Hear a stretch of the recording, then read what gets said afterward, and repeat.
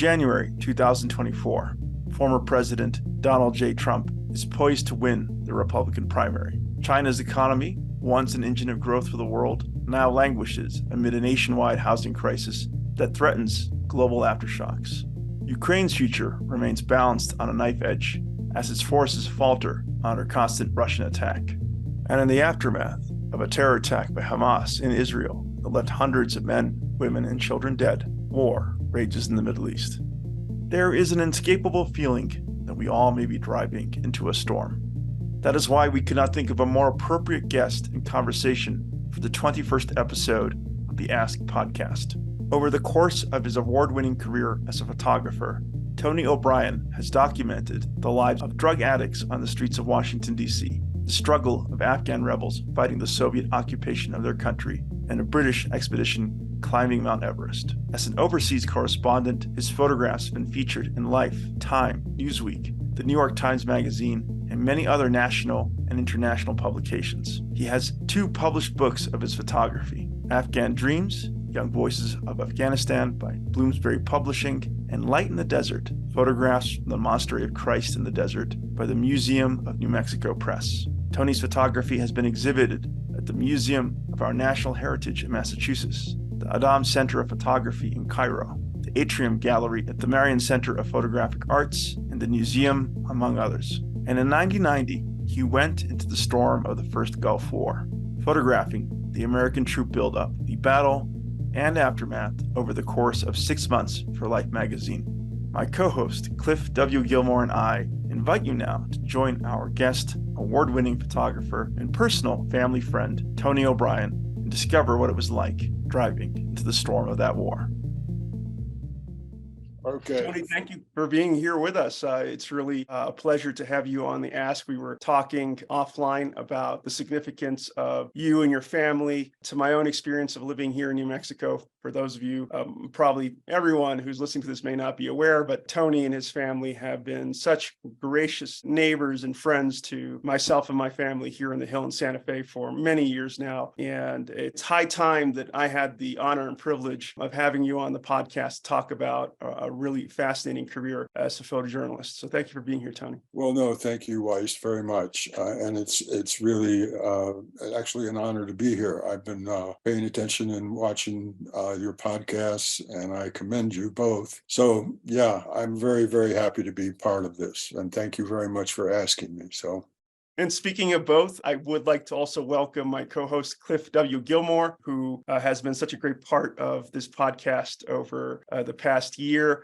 Cliff, welcome back. I know that there are things going on in the background of your own life that might make a couple of episodes here and there a little difficult to make as a co-host, but I'm glad that you're here for this one. And I look forward to the ones that you're able to make in the future. I appreciate it. Thanks, as always, for the opportunity to meet folks like Tony. Tony, that's an absolute pleasure. As far as I can tell from reading up on you and seeing some of your work, seems like you're another gift to New Mexico, right along the lines of Ernie Pyle, the photographer version of Ernie Pyle, right out of that great state. So nice. Well, I appreciate that, but I'm not sure I can live up to that, Cliff. But I appreciate that. No, thank you very much. And actually, living in New Mexico, that's how I started my career. And it's interesting. I mean, I don't know, but when I was first starting out, I'm self-taught. I didn't know much about photography. I knew I was very interested in it. I had a wanderlust. But I also had, been living on the East Coast, and I had been here for a few years. And so when you start, of course, you want to be in the East Coast, you want to be where everything is and all the action is. And I remember actually I even applied to National Geographic, but that's another story. But at one point I realized, you can be a little fish.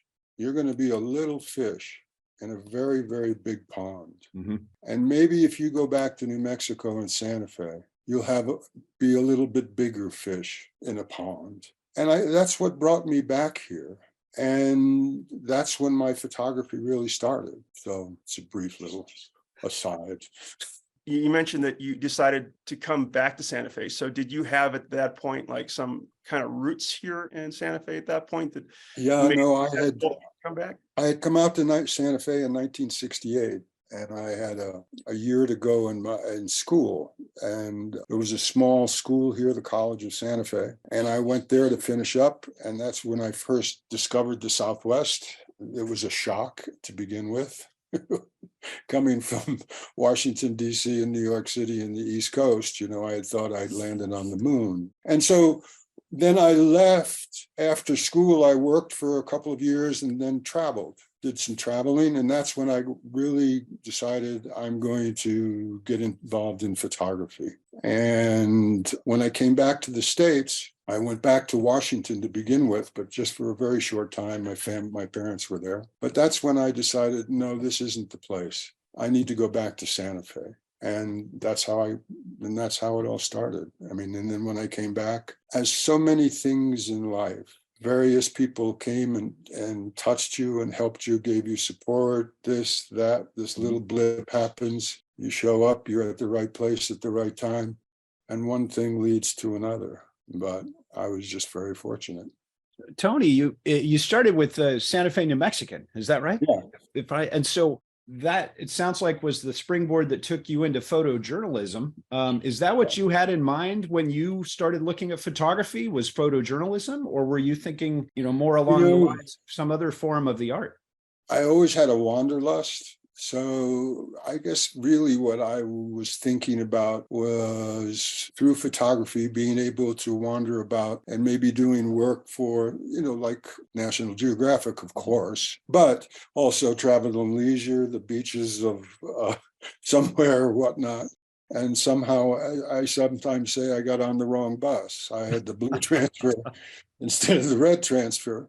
When I started at the paper, that's when it really took me into the editorial and the photojournalism side of it all. So, but I was not so much interested in photography from, art photography. And I don't mean there's anything against that. I don't mean it that way. But I was more feature and then editorial.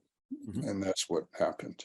So obviously we prefaced the core stage of this interview for our listeners, and I usually do not have a title for my episodes prior to post-producing them, but the title for this episode of the podcast is Into the Storm. And the reason for the title is because, again, I ran across a piece of news that I just found amazing. The 1991 authorization that sanctioned the U.S.-led Gulf War was recently put to vote for a reappeal in Congress. And to think that authorization was still active kind of brought that part of history back forward for me. And I think what's so fascinating about the first Gulf War is how, if you live long enough, you can sort of look back and trace threads of history that sort of lead from one event to the next. And here we are in 2023, and there are still U.S. troops deployed to Iraq fighting in Syria. And my co-host, Cliff W. Gilmore, he did not participate in the first Gulf War, but he is a veteran of the second Gulf War,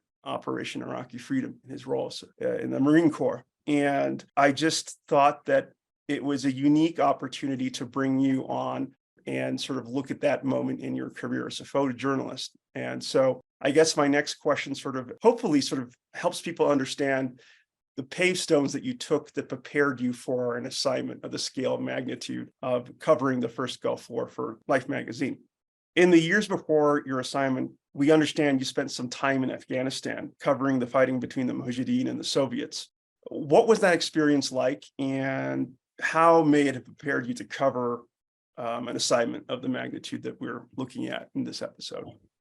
Afghanistan, I went to Afghanistan, I think the first time in 1986, and then I went in 1989. Lived in Peshawar in Pakistan for the course of a year and would go in and out. But the difference, I think, what prepared me maybe was, one, it was an ongoing conflict, and you're stepping into a conflict. The biggest difference, however, was I was on the side of the rebels. So I had no sense of the military and how the military worked and so on and so forth, and waged war. So what helped me, I guess, was stepping into an unknown world and having to figure things out quickly and trust. And the other thing is, it's your job. And I guess all I can say is that I had been in a conflict and in life or death situations at times. So that was a preparation, I guess. But I'm not sure you're ever prepared. Every situation is so different. But I think there were a number of things that throughout the course of my photography career up to that point that sort of helped me. But I wasn't planning on going to the Gulf War. When the Gulf War was starting, I was on my way back to Afghanistan to look for a friend of mine. And then I got a call in Europe before I took off for Afghanistan, that Life wanted me to go to the Gulf. And would I go to the Gulf? And the plan was that Life magazine was going to have 3 or 4 photographers, and we would go in and out and rotate in and out because nobody knew what was going to happen. And I was the first one to go. And there were 2 correspondents, Greg Janes and Ed Barnes, and that's how it began. Was I prepared? Absolutely not, man. I mean, at the time, the word was you're going into the greatest tank war in the history of the world. It was kind of like, pardon me, what's this about?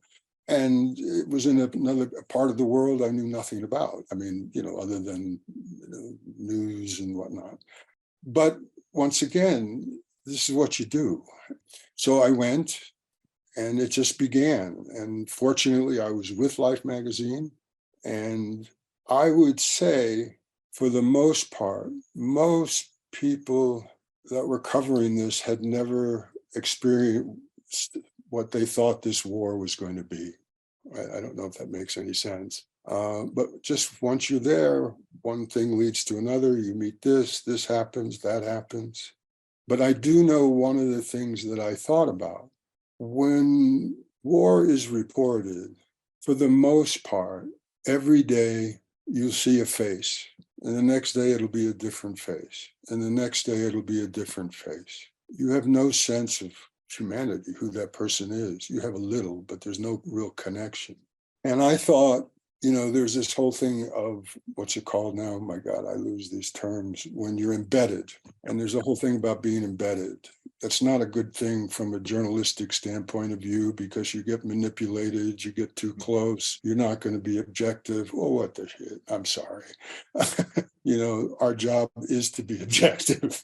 And if you can't figure that out, that's the way it is. Of course, you're going to get close, but you also try to be as objective as you can. And my hope was that we could find a platoon and we would be with them from the beginning to the end. And they would be Life magazine's platoon. And if you read Life magazine, you would get to know these people. And then you might get to have a better understanding of the horror of war and the sadness and what can happen. Because war is nothing but death and destruction, with every once in a while some incredibly humane, incredible acts that are performed by individuals along the way. At least that's my take on it. The rest, it's not pretty. It's just death and destruction. So that was our hope, and that was my hope. And then that fell apart because we found the platoon. And the deal was, I was with Greg Janes at that time. And the deal was, we'll take whatever platoon you give us, and we'll go meet the platoon. And if they accept us, we're going to live with these guys. And you can't sort of give us, you got to give us a real platoon. We don't want a platoon with 7 Rhodes Scholars, but they're like, yes. This was the first Cav. We go, we meet these guys. And I remember the captain's name was Fagan. The sergeant's name was James Joyce. It was kind of like, pardon me? What is this? But it turned out that they were an amazing group of they were first Cav, young tankers, and we got accepted. And so we started. And we produced our first story after Thanksgiving because everybody was waiting in the desert. And when we came back to New York, flew back to New York to talk to the editors and make sure, okay, everybody's on. This is our platoon. We're going to be with them. went back out to go back out into the desert and talking to the PO officer, the public affairs officer. I'll never forget him, Jeff Phillips. And I said, okay, we're ready to go back. And he said, oh, I'm sorry, you can't go. You can't see them anymore. Pardon me? What do you mean we can't? Well, you just can't. I mean, that's just it. We're sorry, the general's sorry. And I was infuriated because I knew he was lying and something had gone down. And as it turned out, and we found out from a quite well-known reporter from Vietnam, Larry Calloway, that the general, when he saw the story, he realized that we were going to get so close with these guys that if there was any kind of a fuck up, or it was frightening if they were killed or what have you, it was going to make the first cav and him look bad. And we never saw him again. And the first cav never told them why we didn't come back. They thought we had just, said, well, we don't want to deal with you guys anymore. War is a PR game on a lot of levels. I got to jump here on that statement. Something that I think was always going to be especially fascinating for me in this interview in particular was the two backgrounds that are taking part in the interview. So obviously, Tony, you have that career as a photojournalist. My colleague, Cliff W. Gilmore here, one chapter of his life was as a public affairs officer for the Marine Corps. Not an ambush, by the way. Everything you were saying, I was nodding and watching, and I've got a few thoughts, but. Yeah, I'm curious as to your thoughts here, Cliff. From your perspective, having worked with, embedded journalists over the course of your own career, taking part in Operation Rocky Freedom, also, of course, your deployments to Afghanistan too. I'm curious as to where certain things resonated for you and where you may actually have differing thoughts here based on, of course, your own unique perspective. Sure. Well, and at risk, certainly, of turning the interview to being about me, got to be real careful there on it. But as I was watching and listening, what was coming into my mind there is when I went through the public affairs qualification course in '96, the whole drive of that program, pre 9/11, of course, was books and reading and after action reports about the Gulf War, and essentially the almost universal agreement at that stage that it had been handled poorly from our perspective. But the historic arc was public affairs people thought it was masterfully handled. It was the first TV war, and we spun it. And that the reporters were left in the dark. And so we talked. I wish I had. This is my fiction shelf. My nonfiction is in the basement, but I still have a book. I can't remember the name of it right off, but it was a write-up that was done jointly by journalists and the military about the Gulf War. And they basically concluded this was a nightmare. And so then my experience going back first to teach at the Defense Information School in 2005 and 6, while the global war was going on, and then out into the services for deployment, was that we had then instituted the embedding program, for example. And there too, Tony, I'm inclined to nod along and say, yep, absolutely. The reporters who came in ran the risk of getting close. From some leaders, the risk was too close, but in getting close, then the risk seemed to be from the reporters that they would be so close that they'd have the tunnel vision and they couldn't stay objective. And that was a concern of the reporting side. My side, speaking for me as a public affairs officer, solely for me, not for public affairs officers, was that I saw the benefit of getting reporters in and close and letting them be with the troops, as long as in the bigger picture, we also had free range reporters out there telling that story as well. And I strove and ended up escorting media through the battle space where our intent was get them close and then get out of the way. And I certainly experienced both kinds of leaders, those who would shut the tap off and those who would say, this is war and this is what people need to see. So there, again, now I'm doing a conversation and hogging the mic, but I'd be curious to hear, to take it into a question, Tony, about had the experience going solo and being a free-form journalist in Afghanistan pre-U.S. involvement or formal involvement on the ground. Anyway, Charlie Wilson was still involved apparently, but then you did go into the embedding side, and clearly that fizzled out. Let's go on beyond that, though. What was next? So and then, how did you make that work? Well, everything shifted.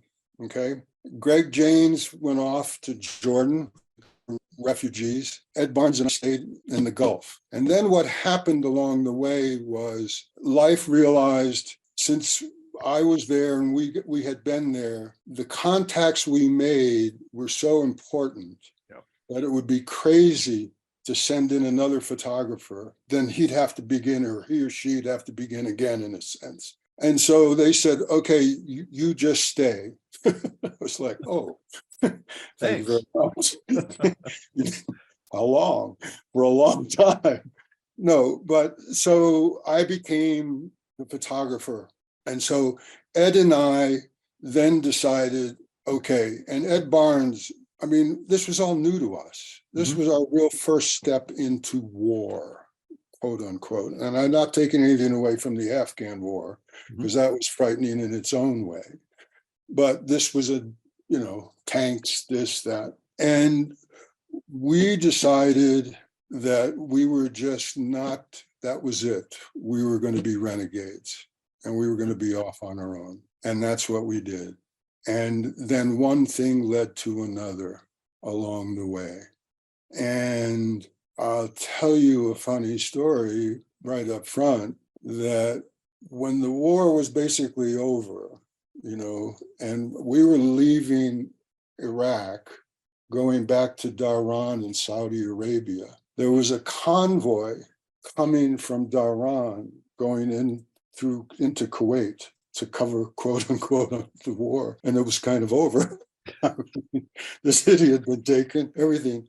Those were all the journalists that bought into just stay with us and we'll get you there. And but so we went renegade is basically what we did. And then one thing led to another. And I remember when the last day we were leaving Iraq, and we sort of knew this was it. We had finished our jobs and we were driving, and we both looked at each other, and Ed Barnes said, we've just been touched by Baraka, the blessing. We've been blessed. And this is a scary thing to say, or it sounds terrible, but we had an incredible war. We were blessed throughout of what we found, what happened, things we did. But as I say, we stopped dealing with the military. And actually, there was a night we were staying in a little border town, Hafrulbaten, and we were staying in the hotel, and it was right on the border with Kuwait. And all of a sudden, there's a banging on our door one night, and it's two photographers, Tony Swa and Chip Hires. And they're like, you got to get out of here, man. They're coming. They know where you are. They found out you're here, and they want you so bad. Because we had gotten a couple of stories on them, we'd gotten a couple of scoops. And so Barnes was in the parking lot, and I was throwing everything out the window down to him in the parking lot. We jumped in our car and drove into the desert and went to this Egyptian commando post. We had befriended this Egyptian commando unit, and they took us in. Otherwise, we probably would have been sent back, because they were on their way to the hotel that night to pick us up. Yeah, that was right before my time. In fact, I went to a recruiting station when that war was on. I was in junior college and wandered in and was told I'd never be officer material, but if I enlisted first, one day I could. And so I did. And then I talked to some folks and found out, no, I really could be an officer. And so I did not go at that time. So my memory of that war is, as of watching it on TV, and I think if a couple other things in life had happened differently, I would have not followed up.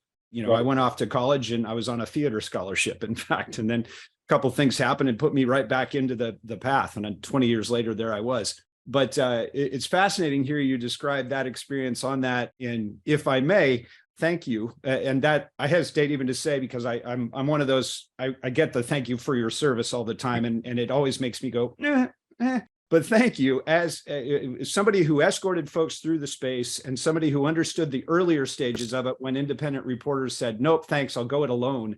We needed those people, and it was high risk. And I have so much respect for those of you who said, no, thanks, we'll go it alone. Even later on, when we had what I felt was a more robust and deliberate and open embedding program, there were still folks who said, nope, I'm going it alone. And thank you. The telling the whole of the story was always, from my perspective as a public affairs guy, more essential than controlling and compartmentalizing the story. And as we got to a world that operates at the speed of send, I started telling my own bosses right up front, we can't control it, so stop trying. Yeah. The best you can do is make a good relationship and build trust. So, and I think that's so true. I do think that's so true, because I've always felt, as I said, war is death, it's destruction. And I'm not trying to be political here or whatever. If you want to go to war, and I'm not saying the military, I mean, your country, whatever, you want to go to war, that's your call, but you need to take responsibility for it. yes. And people need to see what war really is. The non-politics of it as well. Yeah, I framed Afghanistan as 21-year wars rather than 120-year, or what could have been shorter if we'd committed to time. I think committed to a 10 years right up front. I think we might have pulled it off. I don't know. But we also compartmentalized it and closed it in, even with the robust embedding on the front end. Then that slowed down, interest waned. And so we were allowed to keep going under executive authorities for 2 decades, where it was very deliberately the war that's happening out there so that it won't bother you here at home. It doesn't bother anybody here. Yeah. So it's okay. Yeah. I think that this has been a far richer conversation than the one that I plotted out in my mind, which is, of course, unsurprising. And the reason why I'm so blessed to have guests like you, Tony, and a co-host like you, Cliff. And I want to just grab on to what I think is going to be a very deep and rich thread for us here. And it kind of goes back to, what you spoke about, Tony. The United States, up until that point, had not embarked on a military operation of that scope and scale since the days of the Vietnam War. The Vietnam War's peak, I believe, at one point in Vietnam, there was deployment of 500,000 U.S. soldiers. That was at its very peak. Obviously, that it was the initial buildup for the effort to free Kuwait from Iraq's occupation of that country in the Gulf. And once again, going back to this idea of Into the Storm, I had no idea that there was an attempt at an embed at Life magazine, and that embed basically fell apart. The vision that you had to follow this platoon through their experience fighting this conflict. And, you said you went rogue. I'd love to hear that journey of going rogue. What was that road trip, if you wouldn't mind taking us through? So the conflict breaks out, and then what happens? Well, most people, the news agencies and whatnot, were set up in Dhahran in Saudi Arabia. And so then you wanted to get to the border with Kuwait. And there was, as I said, a small village. Well, there's a few of them, but not too many, called Hafrulabaten. So I guess, what did we do? How did we do this? There had been a number of an ABC journalist and his crew who had been captured right outside by the border in Hafrulabaten. So we were asked by Life to go and sort of check things out and whatnot, see if we saw anything, if, what have you. And so we went, and then there's a highway that stretched along the border with Saudi Arabia and Kuwait. And of course, the Iraqis are on the one side of the highway, and then along the highway, there's different encampments. There might be an Egyptian encampment, a U.S. encampment, various countries that were there. And so we decided we would take a drive along the highway. It was a 2-lane highway, and try to see what was happening, see if we could see Iraqis, whatever, we really weren't sure, but we wanted to go. But we also knew we were very concerned about running into any Americans and whatnot. Well, along the way, the day before, there had been a Marine encampment at the end of the road, and they had fired at some journalists. And we're going along, and we see something up ahead, and we can't make it out. And we're like, is this the encampment? And as we get closer, it's, oh, no. And then there were like 4 there were 4 soldiers, 4 people on the road. And as we were pulling up, we realized, oh my God, they're Iraqi soldiers. And I thought, oh, fuck, that's it. We've been captured. And then I thought, again, this is not a funny thing. What are you doing to me? But then we saw them holding up little pieces of paper, and the US military had dropped leaflets behind the lines showing the soldiers, the Iraqis, how to surrender should they so choose. And it was like, oh my God, wait a minute. We just captured 4 Iraqi soldiers. And there were 2 other people in the car with us. There was an independent correspondent and Isabel, a photographer. And so we're like, whoa. And we get out of the car, these guys are there, and we're just, okay, we're so ecstatic. It's kind of like, wait a minute. And we sort of went to the back of the car to try to figure out, well, what are we going to do? And here are these guys armed and everything, grenades hanging on them. And they're kind of looking at us, and we're trying to decide what to do. And what we do is we end up decide we can't go to the Americans, so we'll go to our Egyptian commandos and take them there. And we can't take them to the Saudis because God knows what the Saudis will do to them. And so we go around, get them, start putting them in the car, and I realize we haven't made a photograph of these guys. So we're like, whoa, and we pull them back out and make them stand. I'm sure one of them was probably thinking maybe we should shoot them, but made the photograph, let them get in the car again and realized we hadn't taken any of their weapons, and they had all their weapons. But so and then we go to the Egyptian camp, and along the way we're giving them MRIs to eat, and they're saying, George Bush good, Saddam Hussein bad. It's like, yeah, but they don't know how to open the MRI. So I pull out a knife, and because I'm in the far back of the Toyota, and I give them my knife, and I thought, this is odd. And we took them to the Egyptians, and we got their stories, and that was like huge. Yeah. Nobody had spoken to any Iraqi soldiers what it was like up until that time. And so that happened. And and then we met a Saudi sheikh of some kind who really wanted to be a soldier. And he would dress in military uniform and all that stuff. And he told us about a grave site that was being constructed. And we found, he told us where it was. And we went out and found it. And it was an area that was 1 kilometer by 2 kilometers. And they were putting in 100,000 graves in preparation for the war. Well, that created havoc. And the military went berserk. And that's when it was like, we want these guys. Because it once again brought home that this could really be serious. This isn't a game. Then another time, we were like one of the first group into Kuwait City when the day it was taken. And we got into the Emir's palace and into his harem area, and actually there's a funny story there, but we also found his drug stash. It was like, I don't know, it was probably about 4 or 5 feet by 2 feet, 3 feet wide, and 5 feet high, 4 feet high. And it was just all the marijuana. It's just like, whoa, this is serious shit. But, and then another thing that we wanted to go to Ur. I mean, it's the birthplace of Western civilization in a sense, and Abraham and all that. And at that time, everybody was going to Basra. And when they got to Basra, they all got captured.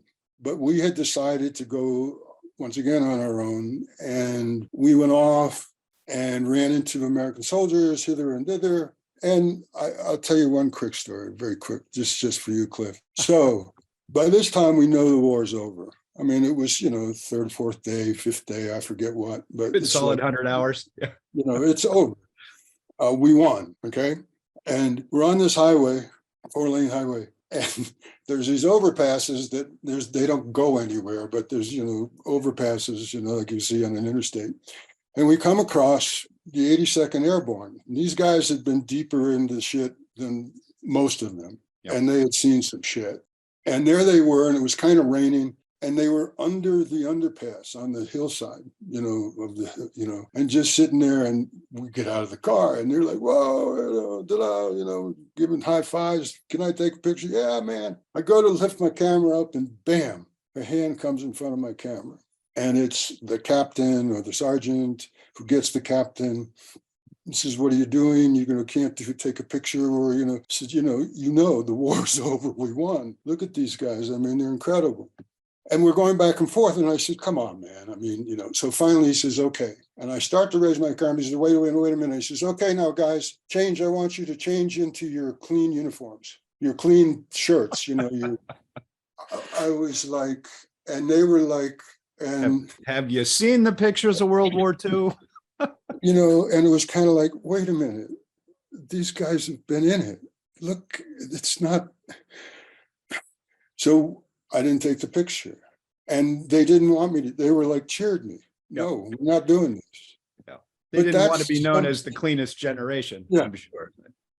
So then we got to Ur, and here we are looking over Euphrates, from the ziggurat. And this is the birthplace of Western civilization, and we've just come through. There's not much alive. Mm-hmm. There's not much alive, and then we went on and got into Nasiriyah, which was a Shiite city, and the Shiites had rebelled because we were going to back them, and we got to interview the commander of the Shiites for Nasiriyah, who just rebelled. And that was one of the things he was saying, is like, George Bush is great and he'll take care of us. And we were like, you're screwed, man. I'm sorry. Talk about watching the historical threads. Yeah. Yeah. And so we were the first to do something like that. So as I say, all these things happened. And it was just you going along. And I also have to say, I don't want to make the military so terrible. Along the way, when you met the soldiers and whatnot, for the most part, you were like, come on in. What do you need? What can we do for you? Seriously. Yeah. And they helped us find different routes to go. We hung out with a couple of different groups for a few days. So it was just that. There's a friend, a photographer I know, he said about photography, he says 95% of photography is just showing up. And that's right. And so when you put yourself out there, things happen. Sometimes they're good, sometimes they're not. Sometimes it's not what you think. I'm not saying that it's always you get what you want, but that was kind of how we did it. Tony, we've been talking here about the war experience, and I may be projecting a little bit, but I know I come from, that's been part of my experience. It's not the whole of it. And you have so much more to your art and experience as a professional photographer than just the war times and just the war days. Into the monastery and so many of the other stories that you've been able to capture and tell. As the art of it, a question that comes to my mind, if I'm reading correctly, are you still using True Photo, or have you not gone to digital, or did I misunderstand? No, I've gone to digital. I held out for a long time. But, okay. But no, I have. And that was an area I was interested in exploring with you about. When I went through the Defense Information School, the military was on the front end of going digital. So I still processed film. And as public affairs officers, we weren't ever going to take pictures, but we needed to lead people who did. So we went out and shot a bunch of, 35 mil. And there was the big argument along the way of, the art will die. No, but the speed and the volume. What we found was digital is wonderful for some of the forensic capture and documentation work that had to be done that was more about just volume. And then the art of it, though, for the public affairs journalists, we almost sometimes still to this day miss the film. What are your thoughts there on that evolution? Hopefully I'm not derailing the thought wise, but the art of it to me lies there in the use of the tools and the equipment. That's interesting. Film is me. I've always loved film. A very big thing to me was when you're using film, you make a picture. Did it work or did it not work? You don't know. And maybe it makes you think a little more or take a few more snaps or whatnot. I don't know. But that's a huge difference. That the fact that things are digital now, it's our world. It's okay. I now look at film, its place.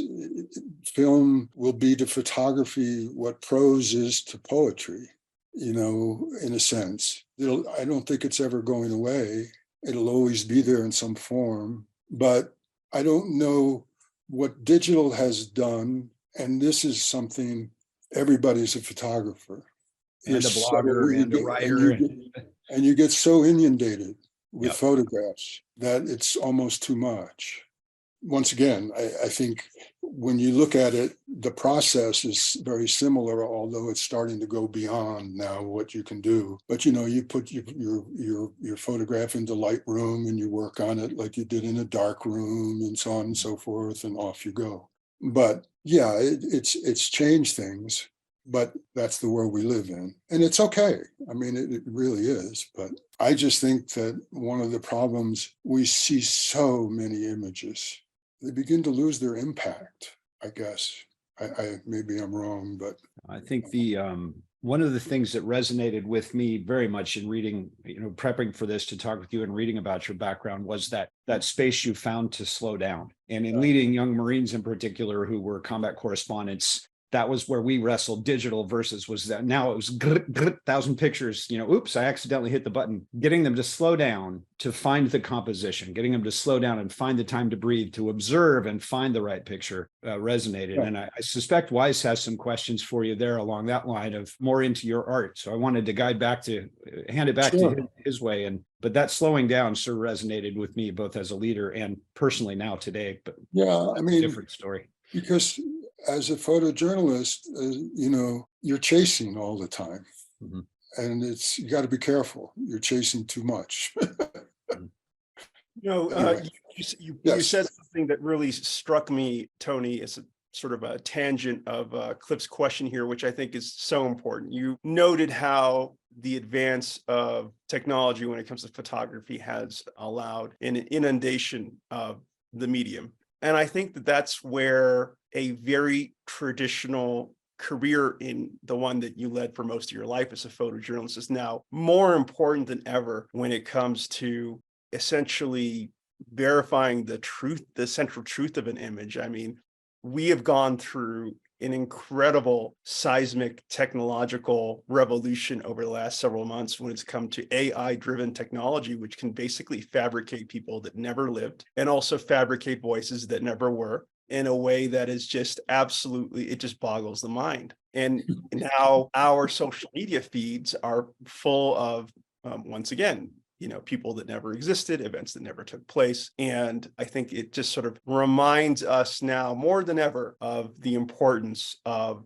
our journalistic institutions when it comes to understanding our events and world. People like you who put yourself in harm's way to bring forward the story, the important story of the day. I just have a quick question here regarding process when it came to covering the first Gulf War as a photojournalist.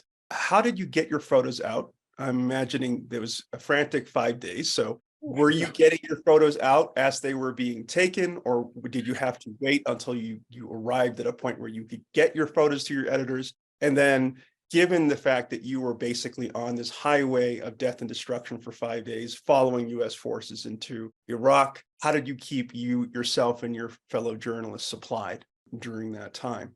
So we were all shooting film. This was pre-digital. So everybody was shooting film, and you had all the major news outlets and agencies and whatnot represented. So most people were stationed in Dhahran, but some were in Riyadh or wherever you chose. And so you'd have to find a local, unless your magazine, like if Time set up a photo lab, then the Time people would use that. But that really didn't happen and so there was a 1 hour photo lab in Dhahran. It was a Filipino photo lab. Oh, nice. So they had, their business went way up because that's where everybody went. And that's where you would take your film, because otherwise you'd have to figure out how to develop it on your own. And Most people were shooting color, so the process wasn't easy. And so what you would do, this was not like a 10, 15-hour drive. You would go in, you'd spend a day, 2 days, you'd drive back to Dhahran, drop your film off with the time person or the life person that your film would be picked up. Then you'd go back out again. And, you had sat phones and whatnot that worked at times that didn't work at other times. But that's how you did your film. And it also depended on your deadline. Life, we were a monthly, but they decided to go weekly. And so it was much more important for us to have to get back quickly to get our film back. So that's kind of how we did it. As far as being out and about, as I say, there were times when we stayed with like the commandos, the Egyptian commandos. There were other times where we hooked up with a tank unit that was going along in Iraq. And we'd spend a night with them. We're just depending. And then sometimes we were just alone in the car. And that's how we did it. And that process sounds so much like the process of getting the film after a kid's birthday party back at home. It's a humor in uniform moment almost. A Reader's Digest reference there too. It's like, how'd you do it? Well, same way you did it at home. Right down to the lab and hand it over. I mean, I wish we didn't have any weird couple of pictures on it that the photographer or the lab guy got to see. So yeah, no, I mean that's what you did. And some people would try to ship it out if you could get it on a flight out and you could ship your film to Paris or somewhere. It just depended. But since we were there and we weren't going anywhere, this is what we did. One of I think the first photos that came out of there, if I'm piecing it all together correctly, is of a surrendering soldier. I'm curious if that's tied to the story you told earlier, but if so, or if not, if you could tell us a little about that first image coming out. The photo that we're referring to features what appears to be an Iraqi soldier with his head tilted toward the sky, his hands up, Right. and a Okay. soldier standing behind him. Yeah. So that image, I mean, another story of the war was, the Iraqis had been bombarded for weeks, B-52s, you could hear it all day and at night, rolling thunder. And they were just overwhelmed. They had never experienced anything like that. And these guys were all basically cannon fodder. So when the war actually broke out, thousands began to just surrender. And it was overwhelming for the military. I mean, here you're going, a platoon or a is going through the desert and you're going to stop because there's 500 guys, surrendering to you. Mm-hmm. And this happened throughout. And that's another reason why the war ended so quickly. I mean, it was just poof. Yeah. And this was a group of Iraqis that had surrendered, and we had come across them. And I remember, you're looking, try to make photographs hither and thither. I looked at this one young guy, and he was doing his prayer. And it was so bizarre because in the backs behind him was, a young U.S. soldier with his weapon and whatnot, sort of standing guards, kind of looking off. And with his hands up, I don't know, it was almost like he became everyman. I don't know if that makes sense. And, this is the enemy too. It was just one of those quiet photographs. I was going to say, at risk of a hoity name drop, Lord Moran, I believe it was, in his book, The Anatomy of Courage, which was a study after World War I, but he spoke of the risk and the absolute terror and danger of that transition point, that surrender point. Of when you try to go from being a combatant to being a non-combatant, and the courage that takes in order to do that. And I can only imagine the stress of that circumstance for all of the participants, the individual attempting to surrender, and then the young service member suddenly looking at a complete switch from I'm on the aggressive, I'm on the offense, to what do I do now? And is there still risk? That's exactly right. And no, that's exactly right. And, the Iraqis, they didn't know who they were surrendering to. Mm-hmm. I didn't know And what they'd was been going told, I on. think, as our machine told us that they were on their side, actively being told that we would destroy them, that we were Yes. there solely for that purpose. So it was just amazing time in Yeah. the midst. And then all of a sudden, the prisoner would go one place, and then the company or the platoon would take off to go to war. But there was this hiatus, this time of just, yeah. You're even the description of that, Tony, that takes you towards, this is the enemy, but this is a person with those hands, and that description of your own art gets so cleanly, I think, to how you've described in the materials I watched what you do, the telling of the story, the capturing of the lives out there so that those can be shared. And that, to me, in this discussion is just a very poignant moment of it sums up what I have learned in reading of you and your art, is that moment of your recognizing and describing that was every man right there. That's powerful. And on that, I don't know that I don't wrap these up. Wise does, but I give Wise a sense of when I'm leaning towards my wrapping so that I don't keep things going, because I'll talk if you let me. That's why I became a public affairs officer. They said at one point, if we put you in command of an infantry platoon, you would get people killed on patrol. So public affairs it is. Tony, I have just a couple of questions as we have kind of just walked through the story of the lead up to you being in the Gulf to take on this unprecedented event. I also want to invite viewers into your artistry as a photojournalist. So in advance of this call, you were very kind to share a selection of your work for Life magazine for this interview. And I just have a quick series of questions about a handful of the photographs that really stood out. The one photograph I'd like to start with serves as a sobering reminder of the risks photojournalists like yourself face when covering a war.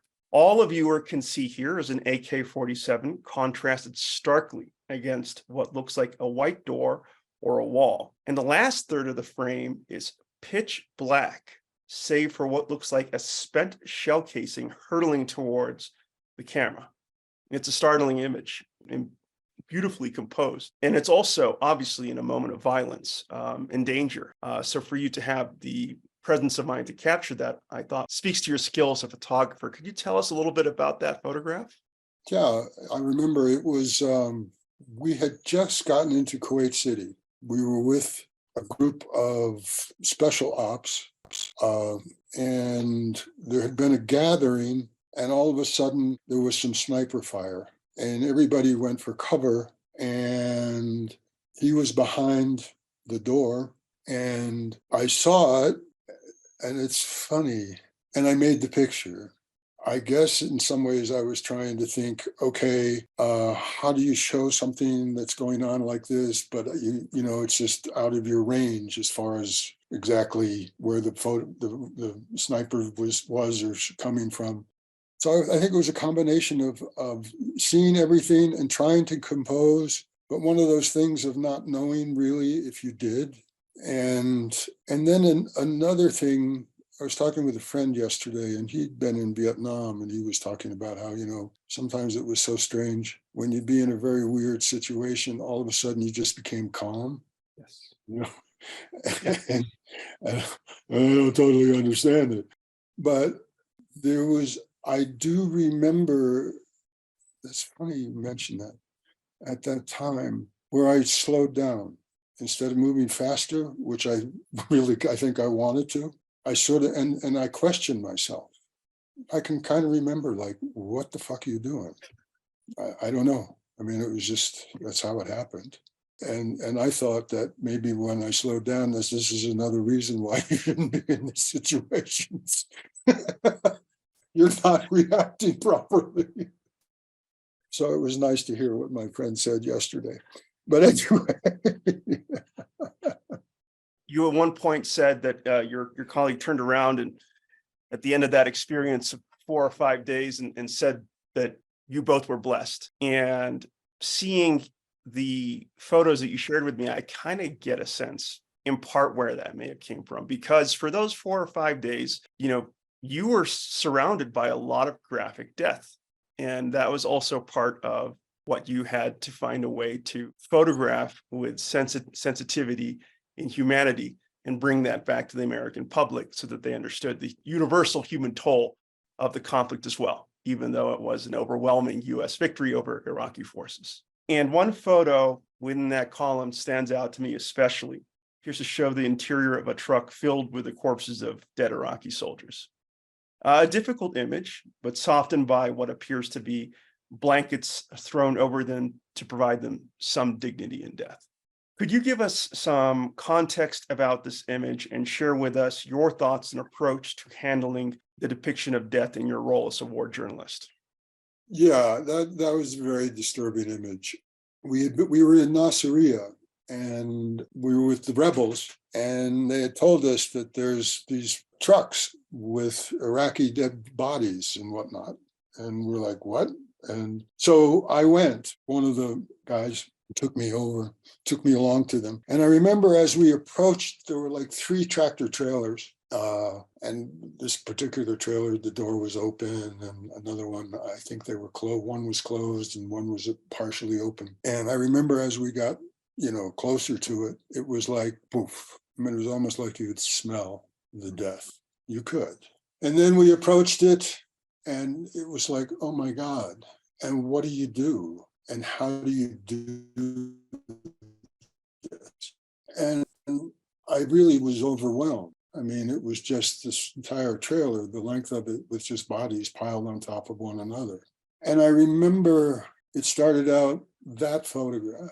Then it went down to another photograph that was closer up of just a hand out of the mess. And then it went to another photograph of outside looking at the back of the trailer, and you could see a couple of boots and legs. And for me, that was when I knew it was over. The war's done. I don't know what more I need to see. But I think that's one of those photographs. It's almost too terrible to publish. And somehow I couldn't find a way to give them the respect they needed or deserved. And so that's probably another reason why I settled on this other photograph that I also think has an impact, because it was just, I didn't know what the fuck to do. So as I say, you start this way, and then you come in, and then you go off and see what you can do in between. As a fellow human being, my friend, I am sorry you had to see and experience those things, and at the same time, so grateful that you were there to help capture and help tell those things about war. I'm not being profound at all here, but they need to be shared. They need to be seen and understood. And I'm so pleased that there was someone with that sense of the dignity inside them to help capture it at that time. But again, very sorry you had to observe it. Those are hard things, and they shake us forever. No, well, thank you. I mean, no. Thank you, Tony. And finally, for our last photo, and I would hope to direct our listeners to locations where they can see the rest of your portfolio in history as a photojournalist. But for our last photo, I'd like to sort of, what I especially like about it is how it breaks away from the stereotypical representations of what the first Gulf War was. So for those of us who were, very young at the time, like myself, and arguably Cliff too, we experienced the first Gulf War through your photographs and journalists like you. We also observed it through CNN, which I think was the first sort of network to carry a conflict like that to the American public in the way that it did. And it was defined by fighter jets, bombing targets. Well, obviously it was a war, so it was focused on war imagery of US soldiers and tanks and planes and helicopters, etc. But on this same assignment, you took a remarkable photo of what looks like, for all intents and purposes, a freeze frame from an Iraqi family holiday. Throngs of people cluster around what looks like the edges of a river or a sea. It is such a jarring contrast from the rest of your images on this assignment for Life magazine. Could you give us some more context on this image and what it represented to you as part of the larger story of your first Gulf War? So really what it was an image showing the effects in a sense, and it sort of went with another photograph that I had made. And we had said at that time that the missile would go into your house and go down to the first floor, and there'd be a baby and a mother, and it would say, thank you, go up to the top floor, and that's where the bad person was, and blow the top floor up. But somehow, not we weren't always as accurate as we liked to think we were, or tell people we were. And I had made an image before this image of 3 or 4, 5 women walking through rubble and a destroyed house and then rubble all around it, carrying water buckets and whatnot, because there was no water. The water system was destroyed. And then this photograph was, how do you show there's no water? How do you show da-da-da? But then I realized, wait a minute, these are everyone that's come to the river to get water to drink. And so I made that photograph. And so it was sort of an effect of the war and what was happening with people. And I didn't have time to get down on the beach, so to speak, or by the river. So I had to take it from above. And that's that one there. Taking the ball from Cliff here and him having that sort of, I think, wonderful insight into maybe a through line regarding your work as a photojournalist, looking for the humanity in the situations that you've encountered and covered over the course of your career. At the very end of our interview here, looking back on your own experience covering this seismic event, the first Gulf War, how do you think the experience shaped you or your work as a photojournalist moving forward? And is there anything else that you would want to share with us about this crucial moment of time in your life and career that we have not asked you or covered yet in this interview? That's a question that Cliff usually likes to ask at the end of these interviews. We could go on for days. No, yeah, I mean, once again, it just brought home to me the absurdity of war. That's it. And along with that, once again, the humanity you can see on an individual level, and also the fragility of people and the people fighting the war. Everybody's supposed to be a tough guy. Well, shit, you're going to war. These are young people, and human beings were fragile. I don't know, but it's just the absurdity of war. And I'm still befuddled of how quickly and easily we're willing to do it again. But I digress. One of the things that came out of it, and is for me, was camaraderie also with my cohorts and my colleagues and some of the soldiers we shared our life with. There's a wonderful story about a man walking down the wall in Jerusalem, and there's these 3 or 4 Palestinian workers coming down, and he's jogging up, a white guy, and they're going on their way to work. And as they pass, the guy puts his hand out, and he automatically puts his hand out, and he drops a raisin in his hand, and they're never going to see each other again. And he's never forgotten that man. These things happen, and that's one of the gifts I think we're given as journalists or photojournalists, the lives that we've been able to share and be led into. And also, I was very fortunate. There were 2 correspondents from Life. Well, I was with Life. That was also really fortunate. I mean, you had some swag behind you, but the 2 correspondents that I was with, one Greg Janes, but Ed Barnes. A lot of this happened because of him. And then the other thing about my career, man, I don't know. I've stumbled through it.